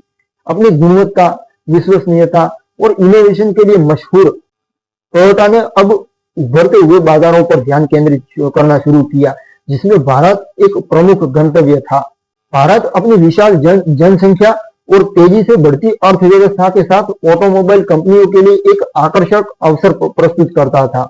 1997 में टोयोटा ने भारत में अपनी यात्रा शुरू की, जिसने न केवल कंपनी के वैश्विक विस्तार को, एक्सपेंशन को बढ़ाया, बल्कि भारतीय उपभोक्ताओं को विश्व स्तरीय वाहनों से परिचित कराया। ये चैप्टर भारत में टोयोटा की स्थापना, उसे चुनौतियां और सफलताओं को दर्शाता है। तो 1997 में टोयोटा ने भारतीय कंपनी किर्लोस्कर नाम की थी, किर्लोस्कर ग्रुप, अगर आप सर्च करते हो तो मिल जाएगा आपको। उसके साथ पार्टनरशिप करके टोयोटा किर्लोस्कर मोटर TKM उसकी स्थापना की। ये पार्टनरशिप टोयोटा की वैश्विक स्ट्रेटेजी का हिस्सा थी, जिसमें लोकल पार्टनर्स के साथ मिलकर नए बाजारों में प्रवेश करना शामिल था। भारत में उस समय ऑटोमोबाइल बाजार पर मारुति सुजुकी और हुंडई जैसी कंपनियों का दबदबा था, जो किफायती और छोटी कारों के लिए जानी जाती थी। टोयोटा ने भारतीय बाजार की संभावनाओं को पहचाना, लेकिन यहाँ की चैलेंजेस भी कम नहीं थी। भारत में खराब सड़कें, विविध उपभोक्ता की प्रायोरिटीज और तीव्र प्रतिस्पर्धा ने टोयोटा के लिए एक जटिल परिदृश्य प्रस्तुत किया, एक जटिल सर्कमस्टेंसेस का वातावरण पैदा किया। फिर भी टोयोटा ने अपनी भारतीय यात्रा की शुरुआत साल 2000 में टोयोटा क्लासिस के लॉन्च के साथ की। अब क्लासिस एक multi utility vehicle MUV multi utility vehicle थी, जिसे भारतीय सड़कों की कठिन परिस्थितियों और बड़े परिवारों की जरूरतों को ध्यान में रखकर डिजाइन किया गया था। इसकी मजबूती, विश्वसनीयता और कम मेंटेनेंस लागत ने इसे तुरंत लोकप्रिय बना दिया, विशेष रूप से टैक्सी ऑपरेटर्स और ग्रामीण क्षेत्रों में। अब क्लासिस की सफलता ने टोयोटा को भारतीय बाजार में एक मजबूत आधार प्रदान किया और कंपनी की विश्वसनीयता की छवि को, इमेज को स्थापित किया। अब दोस्तों साल 2005 में टोयोटा ने इनोवा को लॉन्च किया, जो भारत में इसकी सबसे प्रतिष्ठित कारों में से एक बन गई। इनोवा ने क्लासिस की जगह ली और भारतीय परिवारों, टैक्सी ऑपरेटर्स और कॉर्पोरेट ग्राहकों के बीच अत्यधिक लोकप्रियता हासिल की। इसकी विशाल केबिन, आरामदायक सवारी और टिकाऊपन, ड्यूरेबिलिटी ने इसे भारतीय सड़कों के लिए आदर्श, बिल्कुल आइडियल कार बनाया। इनोवा की सफलता ने टोयोटा को भारत में premium MUV multi utility vehicle segment में लीडर बनाया। ये कार इतनी लोकप्रिय हुई कि इसे भारत की MPV उसके रूप में जाने लगा। 2020 तक इनोवा ने भारत में 9 लाख से अधिक कारों की बिक्री की थी। टोयोटा ने भारत में अपनी विनिर्माण क्षमता को भी बढ़ाया। 1999 में कंपनी ने कर्नाटक के बीदादी में अपना पहला उत्पादन फैक्ट्री स्थापित किया, जहां क्लासिस और बाद में इनोवा का निर्माण शुरू हुआ। 2011 में टोयोटा ने दूसरा फैक्ट्री भी बीदादी में खोला, जिसने उत्पादन क्षमता को 2 गुना कर दिया। इन फैक्ट्रीज में टोयोटा प्रोडक्शन सिस्टम को लागू किया गया, जिसने उच्च गुणवत्ता और एफिशिएंसी सुनिश्चित की। टोयोटा ने स्थानीय लोकल जो सप्लायर्स थे, उनके साथ पार्टनरशिप करके कच्चे माल की सप्लाई को स्थानीयकृत लोकलाइज किया, जिससे लागत कम हुई और स्थानीय लोकल अर्थव्यवस्था को बढ़ावा मिला। हालांकि भारत में टोयोटा को शुरुआती वर्षों में कई चुनौतियों का सामना करना पड़ा। कंपनी की प्रीमियम स्ट्रेटेजी ने इसे छोटी कारों के सेगमेंट में मारुति सुजुकी और hyundai के साथ प्रतिस्पर्धा करने से रोक दिया। साल 2010 में टोयोटा ने एटियोस और लीवा को लॉन्च किया करके छोटी कारों के बाजार में प्रवेश करने की कोशिश की, लेकिन ये मॉडल अपेक्षाकृत कम असफल हो गए। भारतीय उपभोक्ताओं की कीमत संवेदनशीलता और डिजाइन प्रतिस्पर्धाओं को पूरी तरह समझने में टोयोटा को समय लगा। साल 2019 में टोयोटा ने एक स्ट्रेटेजिक पार्टनरशिप की अनाउंसमेंट किया, जब उसने सुजुकी मोटर कॉर्पोरेशन के साथ वैश्विक गठबंधन किया। इस पार्टनरशिप के तहत टोयोटा और सुजुकी ने भारत में अपने वाहनों और टेक्नोलॉजी को शेयर करना शुरू किया। टोयोटा ने सुजुकी की लोकप्रिय कारों जैसे ग्लेजा, मारुति बलेनो का रिबेज्ड वर्जन और अर्बन क्रूजर, मारुति का विटारा ब्रेजा का रिबेज्ड वर्जन, उसको अपने ब्रांड के तहत लॉन्च किया। इस पार्टनरशिप ने टोयोटा को भारत में अपनी बाजार हिस्सेदारी बढ़ाने और छोटी कारों के सेगमेंट में प्रतिस्पर्धा करने में मदद की। साथ ही टोयोटा ने अपनी हाइब्रिड टेक्नोलॉजी को सुजुकी के साथ शेयर किया, जिसने भारत में एनवायरमेंट के अनुकूल वाहनों को बढ़ावा दिया गया। साल 2020 तक टोयोटा ने भारत में अपनी स्थिति को मजबूत कर लिया था। कंपनी ने इनोवा, फॉर्च्यूनर एक प्रीमियम SUV कार और हाइब्रिड मॉडल जैसे कैमरी हाइब्रिड के साथ प्रीमियम सेगमेंट में नेतृत्व बनाए रखा। भारत में टोयोटा की यात्रा दृढ़ता, लोकल अनुकूलन और दीर्घकालिक दृष्टिकोण की कहानी है दोस्तों, जिसने इसे भारतीय कंज्यूमर के बीच एक विश्वसनीय ब्रांड बनाया। अब शुरू करते हैं 8वां चैप्टर। 12 चैप्टर की बुक है दोस्तों। तो संकट मैनेजमेंट, क्राइसिस मैनेजमेंट और छवि का पुनर्जनन, इमेज कंपनी की, उसका पुनर्जनन 2008 से 2014 का समय, ये है 8वां चैप्टर। तो साल 2000 के दशक के अंत तक टोयोटा मोटर कॉर्पोरेशन वैश्विक ऑटोमोबाइल इंडस्ट्री में एक लीडर शक्ति बन चुकी थी। इसकी क्वालिटी, विश्वसनीयता और इनोवेशन ने इसे विश्व के सबसे बड़े वाहन निर्माताओं में से एक बनाया था। हालांकि 2008 से 2014 की अवधि टोयोटा के लिए चुनौतियों और संकटों का दौर था, जिसमें पूरी दुनिया की वित्तीय मंदी यानी फाइनेंशियल क्राइसिस और बड़े पैमाने पर वाहन रिकॉल शामिल थे। इस अध्याय में हम देखेंगे कि टोयोटा ने इन संकटों का सामना कैसे किया और अपनी इमेज को पुनर्जीवन करने में कैसे सफल रही। तो 2008 में वैश्विक फाइनेंशियल क्राइसिस ने ऑटोमोबाइल उद्योग को गहरे रूप से प्रभावित किया था। विश्व भर में मांग में भारी कमी आई और टोयोटा भी इससे अछूती नहीं रही। कंपनी ने 2008 से 2009 में अपनी स्थापना के बाद पहली बार फाइनेंशियल घाटा दर्ज किया, जो लगभग $4.4 बिलियन था। बिक्री में कमी और उत्पादन लागत में वृद्धि ने टोयोटा को अपने परिचालन को पुनर्गठित करने के लिए मजबूर किया। कंपनी ने उत्पादन को कम किया, कुछ फैक्ट्री में अस्थायी रूप से काम को रोका गया और लागत में कटौती के उपाय लागू किए। इसके बावजूद टोयोटा ने कर्मचारी की छंटनी से बचने की कोशिश की, जो इसके लोगों के लिए सम्मान की जो कॉर्पोरेट कल्चर का हिस्सा थी। इस संकट ने टोयोटा को अपनी वैश्विक आपूर्ति श्रृंखला यानी वर्ल्ड वाइड सप्लाई चेन को और अधिक लचीला बनाने के लिए प्रेरित किया। 2009 से 2010 में टोयोटा को एक और बड़े संकट का सामना करना पड़ा, जब कंपनी को अपने वाहनों में सुरक्षा समस्याओं के कारण बड़े पैमाने पर रिकॉल करना पड़ा। इस संकट की शुरुआत तब हुई जब कुछ टोयोटा और लेक्सस मॉडलों में अनजाने में गति बढ़ने की शिकायतें सामने आई। इन शिकायतों ने उपभोक्ता कंज्यूमर और नियामक यानी रेगुलेटरी एजेंसियों का ध्यान आकर्षित किया और टोयोटा को 2009 के अंत से 2010 तक विश्व भर में लगभग 8 मिलियन वाहनों को वापस बुलाना पड़ा। इस रिकॉल में भारतीय लोकप्रिय मॉडल जैसे कोरोला, कैमरी और प्रियस भी शामिल थे। इस संकट ने टोयोटा की क्वालिटी और विश्वसनीयता की इमेज को गहरा आघात पहुंचाया, क्योंकि कंपनी को दशकों से अपनी बेहतर गुणवत्ता के लिए जाना जाता था। टोयोटा ने इस संकट का जवाब पारदर्शिता और जिम्मेवारी के साथ दिया। कंपनी के अध्यक्ष अकियो टोयोडा ने सार्वजनिक रूप से माफी मांगी और अमेरिकी कांग्रेस के समक्ष सुनवाई में भाग लिया। टोयोटा ने तुरंत एक वैश्विक गुणवत्ता समिति की स्थापना की, जिसका नेतृत्व खुद अकियो टोयोडा ने किया। इस समिति ने उत्पादन प्रक्रियाओं की समीक्षा की और गुणवत्ता नियंत्रण को और सख्त किया। कंपनी ने ग्राहकों के लिए मुफ्त मरम्मत और टेक्नोलॉजी सुधार की पेशकश की, जिसने विश्वास को पुनर्जनन करने में मदद की। इसके अलावा टोयोटा ने अपनी कंज्यूमर सर्विस प्रक्रियाओं को बेहतर बनाया और डीलरशिप पर शिकायत निवारण को फास्ट किया गया। 2011 में टोयोटा को एक और चुनौती का सामना करना पड़ा, जब जापान में आए भूकंप और सुनामी ने कंपनी की सप्लाई चेन को प्रभावित किया था। तोहोकू भूकंप ने जापान में टोयोटा के कई फैक्ट्री को नुकसान पहुंचाया और सप्लायर्स के नेटवर्क को बाधित किया।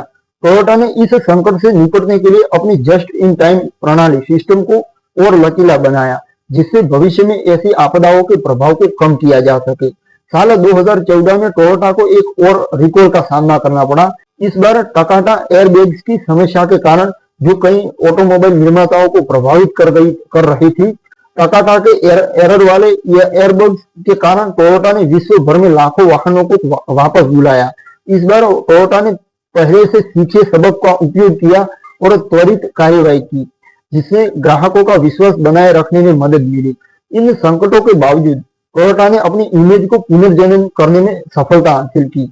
साल 2012 तक कंपनी ने फिर से वैश्विक बिक्री में शीर्ष टॉप स्थान हासिल किया और 2014 तक इसकी वार्षिक बिक्री 10 मिलियन वाहनों को पार कर गई। टोयोटा की एक क्षमता थी कि वह संकटों से न केवल उबर सकती है, बल्कि और मजबूत होकर उभर भी सकती है। इसकी काइजन संस्कृति और ग्राहक केंद्रित दृष्टिकोण का परिणाम थी ये सब कुछ संकटों से उबरना। अकियो टोयोडा के नेतृत्व में कंपनी ने गुणवत्ता और सुरक्षा को अपनी प्रायोरिटी बनाए रखा, जिसने इसे उपभोक्ताओं और कंज्यूमर विशेषज्ञों के बीच फिर से विश्वसनीय ब्रांड के रूप में स्थापित किया। ये चैप्टर टोयोटा की संकट प्रबंधन की क्षमता और इसकी लचीलेपन को दर्शाता है, जिसने इसे वैश्विक ऑटोमोबाइल इंडस्ट्री में अपनी नेतृत्व स्थिति को बनाए रखने में सक्षम बनाया।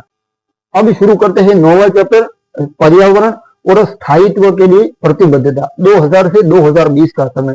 साल 2000 के दशक की शुरुआत में टोयोटा मोटर कॉर्पोरेशन ने पर्यावरणीय स्थायित्व को अपनी रणनीति का एक केंद्रीय हिस्सा बनाया। टोयोटा प्रियस की सफलता ने 1997 में हाइब्रिड टेक्नोलॉजी को मुख्य धारा में लाकर कंपनी को एनवायरमेंट के प्रति जागरूकता में अग्रणी बनाया था, लीडर बनाया था। इस उपलब्धि के बाद टोयोटा ने पर्यावरणीय जिम्मेवारी को और गहराई से अपनाया, जिसमें न केवल वाहनों का विकास बल्कि विनिर्माण प्रक्रियाएं यानी मैन्युफैक्चरिंग प्रोसेसेस और सामाजिक योगदान भी शामिल थे। साल 2000 से 2020 तक उसकी इस कालखंड में टोयोटा ने पर्यावरणीय इनोवेशन, सर्कुलर इकोनॉमी और भविष्य की गतिशीलता के लिए अपनी प्रतिबद्धता को मजबूत किया।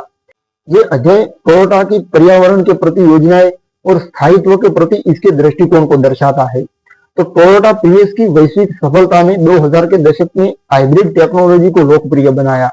साल 2000 में अमेरिका और यूरोप में प्रियस के लॉन्च के बाद इसकी बिक्री तेजी से बढ़ी। 2010 तक टोयोटा ने विश्व भर में 2 मिलियन हाइब्रिड वाहन बेचे और 2015 तक ये आंकड़ा 8 मिलियन को पार कर गया। प्रियस की सफलता ने टोयोटा को अपनी हाइब्रिड टेक्नोलॉजी को अन्य मॉडलों जैसे कैमरी हाइब्रिड और कोरोला हाइब्रिड और लेक्सस हाइब्रिड मॉडलों में एक्सपेंड करने के लिए प्रेरित किया इस टेक्नोलॉजी को। अब हाइब्रिड वाहनों में न केवल ईंधन खपत को कम किया इंजनों ने, बल्कि कार्बन डाइऑक्साइड उत्सर्जन को भी काफी हद तक घटाया, जिसने टोयोटा को पर्यावरण के प्रति जागरूक उपभोक्ताओं के बीच पसंदीदा ब्रांड बनाया।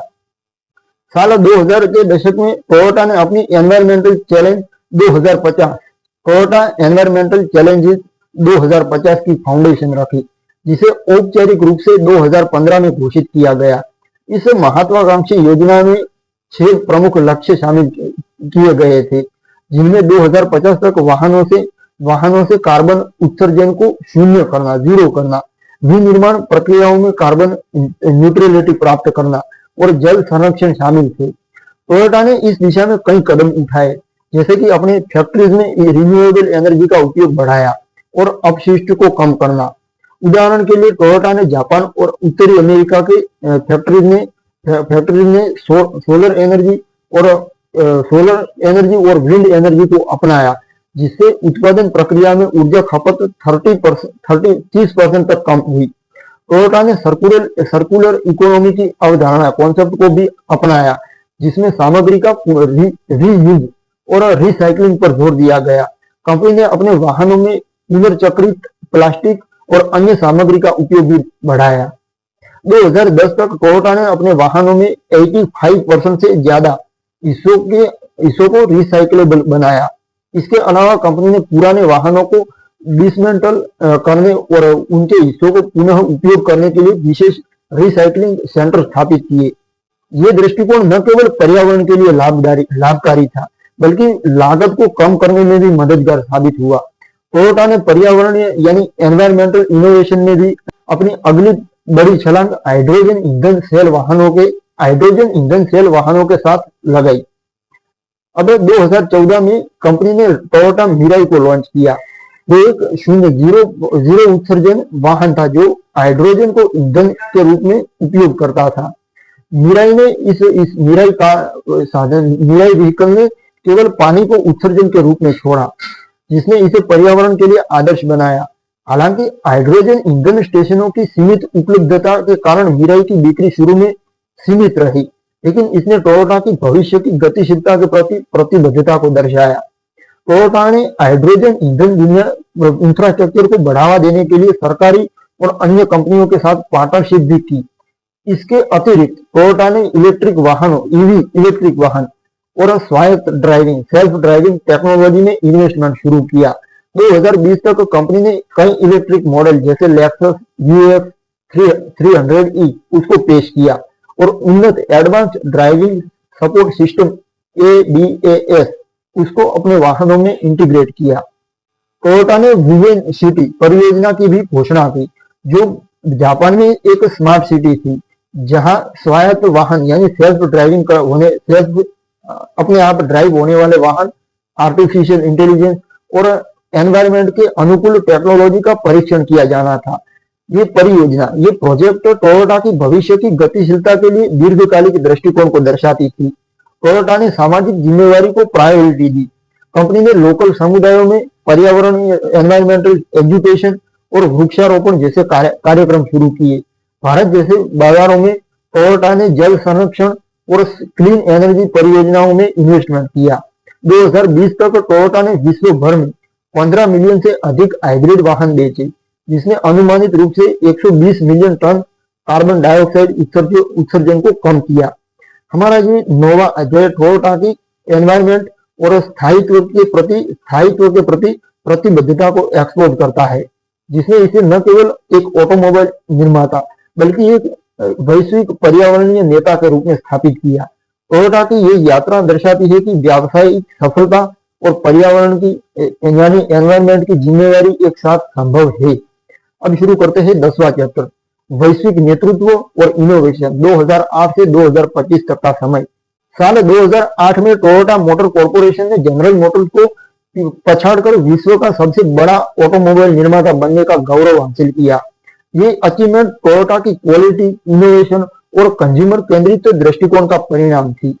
हालांकि 2008 से 2025 की अवधि में टोयोटा ने न केवल अपनी नेतृत्व स्थिति को बनाए रखा, बल्कि भविष्य की गतिशीलता को परिभाषित करने में भी महत्वपूर्ण भूमिका निभाई।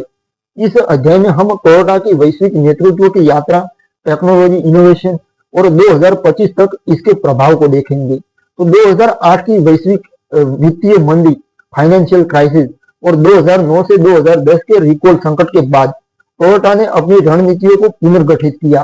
कंपनी के अध्यक्ष अकियो टोयोडा ने गुणवत्ता और सुरक्षा को प्रायोरिटी दी, जिसने टोयोटा की विश्वसनीयता की इमेज को पुनर्जनन किया। 2012 तक टोयोटा ने फिर से वैश्विक बिक्री में शीर्ष टॉप स्थान हासिल कर लिया और 2014 में इसकी वार्षिक बिक्री 10 मिलियन वाहनों को पार कर गई। इस अवधि में टोयोटा ने अपने वैश्विक उत्पादन नेटवर्क को और मजबूत किया, जिसमें भारत, इंडोनेशिया और मैक्सिको जैसे उभरते बाजारों में नए फैक्ट्री स्थापित किए गए। टोयोटा ने 2010 के दशक में भविष्य की गतिशीलता पर ध्यान केंद्रित किया। कंपनी ने हाइड्रोजन ईंधन सेल वाहनों में अपनी अग्रणी लीडर स्थिति को मजबूत किया। 2014 में लॉन्च की गई टोयोटा मिराई उसने शून्य उत्सर्जन गतिशीलता की संभावनाओं को प्रदर्शित किया। 2020 तक टोयोटा ने मिराई का दूसरा वर्जन पेश किया, जिसमें बेहतर रेंज और डिजाइन था। बेहतर डिजाइन भी थी, बेहतर रेंज भी थी। कंपनी ने हाइड्रोजन इंफ्रास्ट्रक्चर को बढ़ावा देने के लिए जापान, यूरोप और अमेरिका में सरकारों और ऊर्जा कंपनियों के साथ पार्टनरशिप की। हाइड्रोजन टेक्नोलॉजी ने टोयोटा को इलेक्ट्रिक वाहनों ईवीज के साथ साथ वैकल्पिक ईंधन समाधानों में भी लीडर बनाया। इलेक्ट्रिक वाहनों के क्षेत्र में टोयोटा ने 2020 के दशक में अपनी उपस्थिति बढ़ाई। हालांकि कंपनी शुरू में हाइब्रिड टेक्नोलॉजी पर केंद्रित थी, लेकिन 2020 तक इसने कई पूर्ण इलेक्ट्रिक मॉडल जैसे टोयोटा BZ4X और लेक्सस RZ लॉन्च किए। टोयोटा ने 2025 तक 15 नए इलेक्ट्रिक मॉडल पेश करने की योजना बनाई, जिसने इसे टेस्ला और वॉक्सवैगन जैसे प्रतिस्पर्धियों के साथ प्रतिस्पर्धा में आगे रखा। टोयोटा की स्ट्रेटेजी आगे तो नहीं थी, प्रतिस्पर्धा में टेस्ला के आगे तो नहीं, लेकिन प्रतिस्पर्धा में बनाए रखा इन सारी योजनाओं ने, इन सारे कंपनी के इन प्रयासों ने। तो टोयोटा की स्ट्रेटेजी थी कि वो हाइब्रिड, हाइड्रोजन और इलेक्ट्रिक वाहनों का एक संतुलित पोर्टफोलियो प्रदान करे, ताकि विभिन्न बाजारों और उपभोक्ता प्रायोरिटीज को संबोधित किया जा सके। अब बात करें सेल्फ ड्राइविंग टेक्नोलॉजी की, तो उसमें टोयोटा ने महत्वपूर्ण प्रगति की। कंपनी ने 2018 में टोयोटा रिसर्च इंस्टीट्यूट TRI की स्थापना की, जो कृत्रिम बुद्धिमत्ता यानी आर्टिफिशियल इंटेलिजेंस और सेल्फ ड्राइविंग पर केंद्रित थी। ये सारी इंस्टीट्यूट 2020 तक टोयोटा ने एडवांस ड्राइवर सपोर्ट सिस्टम उसको अपने अधिकांश मॉडलों में इंटीग्रेट किया, जैसे टोयोटा सेफ्टी सेंस जो टक्कर से बचाव और ऑटोमेटिक ब्रेकिंग जैसी सुविधाएं प्रदान करता था। ऑटोमेटिक ब्रेक लग जाती थी। टोयोटा ने वुवेन सिटी परियोजना की शुरुआत की, जो जापान के माउंट फूजी के पास एक प्रोटोटाइप स्मार्ट सिटी थी। इस शहर में सेल्फ ड्राइव वाहन, कनेक्टेड टेक्नोलॉजी और पर्यावरण के अनुकूल प्रौद्योगिकी टेक्नोलॉजी का परीक्षण किया गया, जो टोयोटा की भविष्य की गतिशीलता की दृष्टि को दर्शाता था। टोयोटा ने अपनी एनवायरमेंटल चैलेंज 2050 के तहत कार्बन न्यूट्रलिटी की दिशा में प्रगति की। 2025 तक कंपनी ने अपने वैश्विक फैक्ट्रीज में रिन्यूएबल एनर्जी के उपयोग को 50% तक बढ़ाया और हाइब्रिड वाहनों की बिक्री 20 मिलियन इकाइयों को पार कर गई। टोयोटा ने सर्कुलर इकोनॉमी को भी बढ़ावा देने के लिए बैटरी रिसाइकलिंग और पुनः उपयोग परियोजनाओं में इन्वेस्टमेंट किया। इस कालखंड में टोयोटा ने अपनी वैश्विक पार्टनरशिप को और एक्सपेंड किया।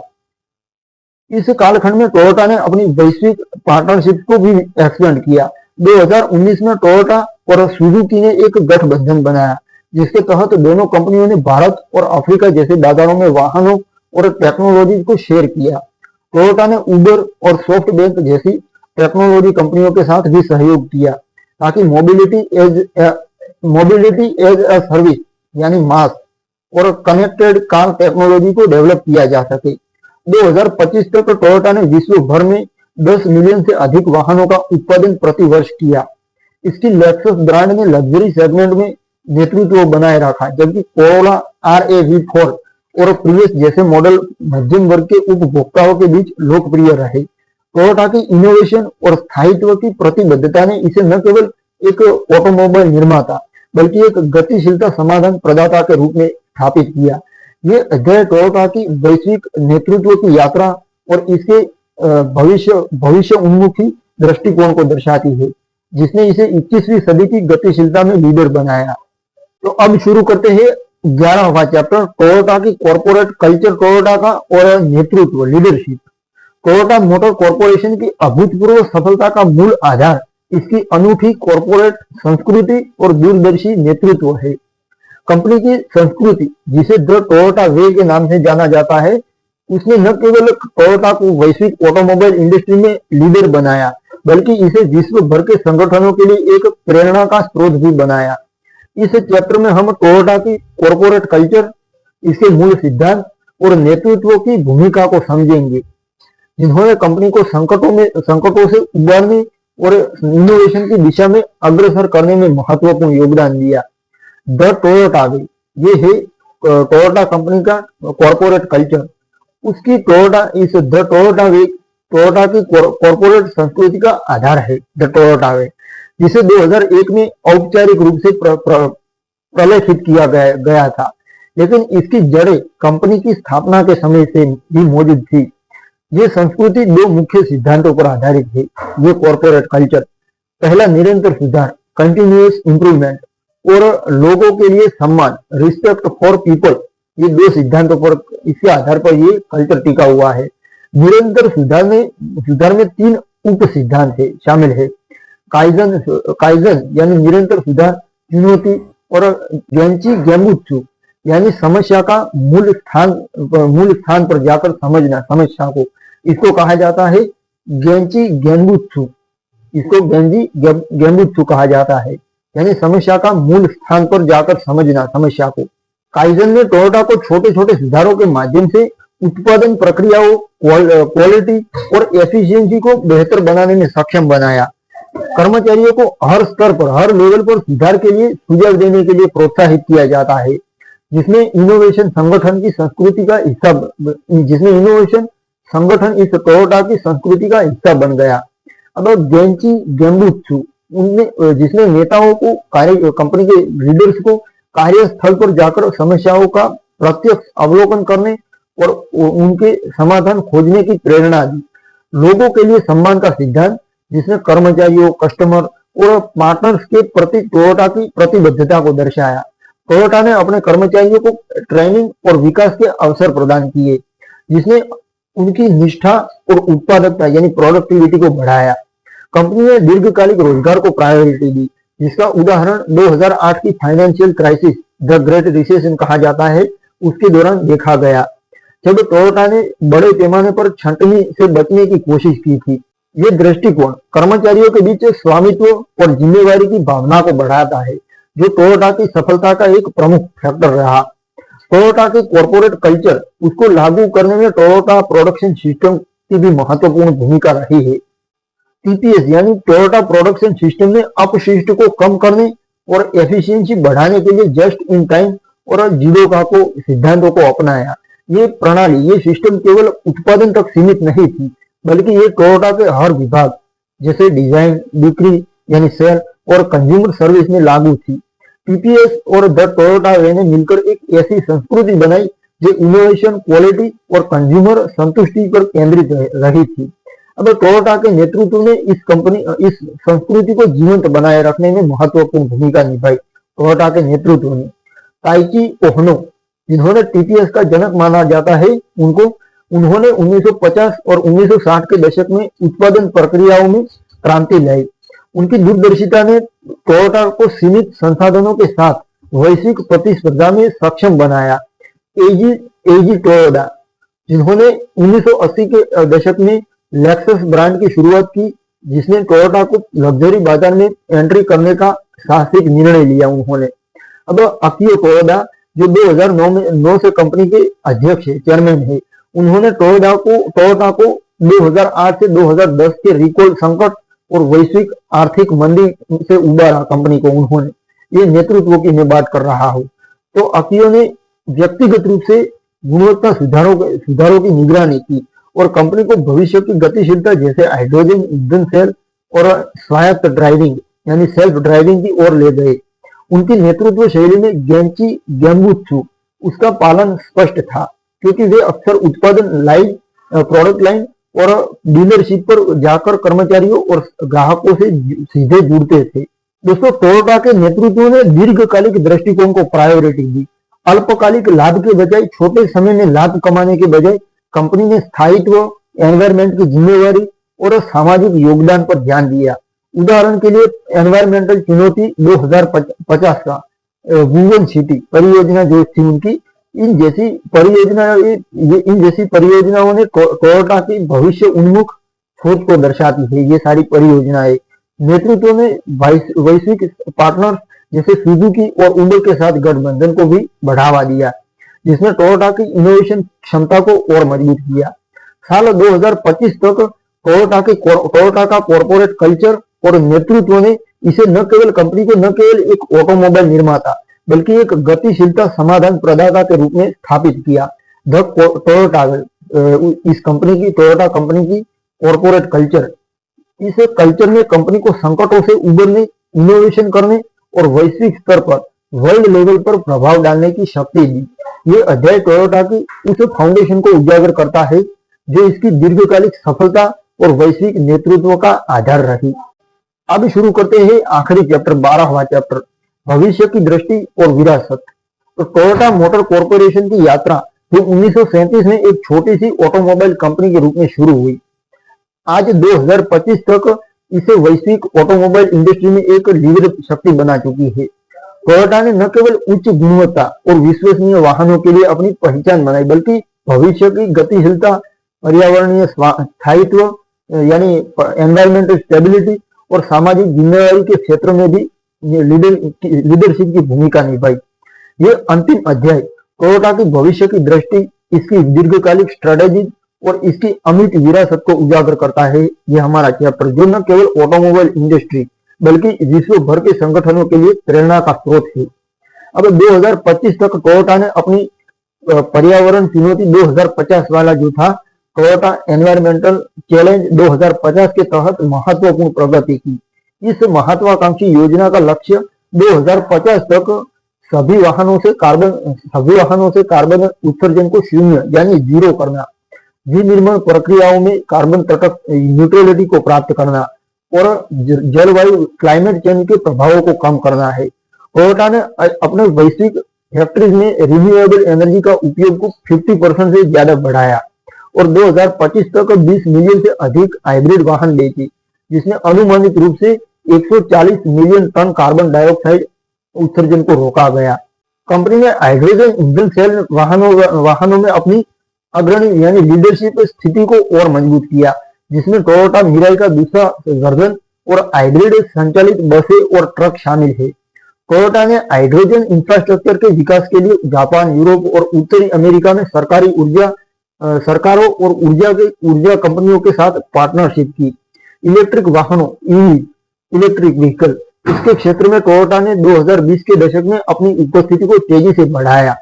टोयोटा BZ4X, लेक्सस RZ और अन्य इलेक्ट्रिक मॉडलों ने कंपनी को टेस्ला और वॉक्सवैगन जैसे प्रतिस्पर्धियों के साथ प्रतिस्पर्धा में रखा। आगे नहीं अभी है, सिर्फ प्रतिस्पर्धा में रखा।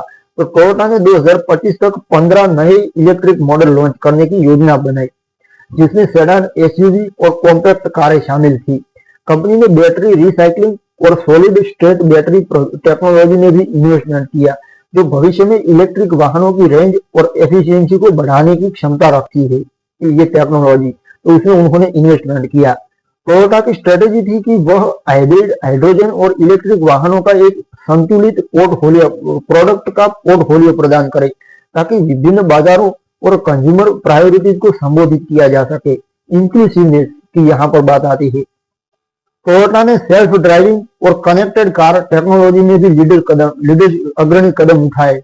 टोयोटा रिसर्च इंस्टीट्यूट, जिसने आर्टिफिशियल इंटेलिजेंस और सेल्फ ड्राइविंग पर अनुसंधान को तेज किया। 2025 तक टोयोटा ने अपने अधिक से ज्यादा वाहनों में टोयोटा सेफ्टी सेंस को मानक बनाया, जो टक्कर से बचाव, स्वचालित ऑटोमेटिक ब्रेकिंग और लेन कीपिंग जैसी सुविधाएं प्रदान करता था। वुवन सिटी की अगर बात करें तो टोयोटा की प्रोटोटाइप स्मार्ट सिटी 2025 में अपने शुरुआती चरण में थी। ये प्रोजेक्ट जापान के माउंट फूजी के पास एक जीवंत प्रयोगशाला के रूप में शुरू हुई, जहां स्वायत्त वाहन यानी सेल्फ ड्राइविंग, अपने आप चलने वाले वाहन, स्मार्ट होम और पर्यावरण के अनुकूल टेक्नोलॉजी का परीक्षण किया गया। वुवन सिटी ने टोयोटा की उस दृष्टि को मूर्त रूप दिया, जिसमें गतिशीलता, टेक्नोलॉजी और स्थायित्व यानी स्टेबिलिटी एक साथ मिलकर भविष्य के शहरों को परिभाषित करते हैं। टोयोटा ने मोबिलिटी एज ए यूज यानी मास में भी निवेश किया। मोबिलिटी एज ए सर्विस, इसको मास कहा जाता है, MAS, मास यानी मोबिलिटी एज ए सर्विस में भी इन्वेस्टमेंट किया। कंपनी ने उबर, सॉफ्टबैंक और अन्य टेक्नोलॉजी कंपनियों के साथ पार्टनरशिप की, ताकि साझा गतिशीलता और कनेक्टेड कार सेवाएं विकसित की जा सके। टोयोटा की किंटो सर्विस, जो कार शेयरिंग और सब्सक्रिप्शन आधारित गतिशीलता प्रदान करती थी, उसने यूरोप और एशिया में लोकप्रियता हासिल की। ये दृष्टिकोण टोयोटा को पारंपरिक वाहन निर्माता से व्यापक गतिशीलता समाधान प्रदाता के रूप में बदल रहा था। टोयोटा की विरासत केवल इसके वाहनों या टेक्नोलॉजी इनोवेशन तक सीमित नहीं है। कंपनी ने अपने द टोयोटा वे संस्कृति के माध्यम से विश्व भर में संगठनों को प्रेरित किया। काइदेन यानी निरंतर सुधार और लोगों के लिए सम्मान के सिद्धांतों ने टोयोटा को संकटों से उबरने और दीर्घकालिक सफलता प्राप्त करने में सक्षम बनाया। टोयोटा ने सामाजिक जिम्मेवारी को भी प्रायोरिटी दी, जैसे कि शिक्षा यानी एजुकेशन, एनवायरमेंटल संरक्षण और समुदाय विकास में योगदान। भारत जैसे बाजारों में टोयोटा ने जल संरक्षण और वृक्षारोपण जैसे कार्यक्रमों में इन्वेस्टमेंट किया, जिसने लोकल समुदायों को सशक्त बनाया। 2025 तक टोयोटा ने विश्व भर में 10 मिलियन से अधिक वाहनों का उत्पादन प्रति वर्ष किया और इसकी लेक्सस और हाइब्रिड ब्रांड में बाजार में नेतृत्व बनाए रखा। टोयोटा की कहानी साकेची टोयोटा के एक छोटे से आविष्कार से शुरू होकर वैश्विक गतिशीलता के भविष्य को परिभाषित करने की तक की यात्रा है। दोस्तों, इसने न केवल ऑटोमोबाइल उद्योग को बदला, बल्कि क्वालिटी, इनोवेशन और सामाजिक जिम्मेवारी के प्रति अपनी प्रतिबद्धता के माध्यम से विश्व भर के कर्मचारियों, कस्टमर और समुदायों को इंस्पायर किया।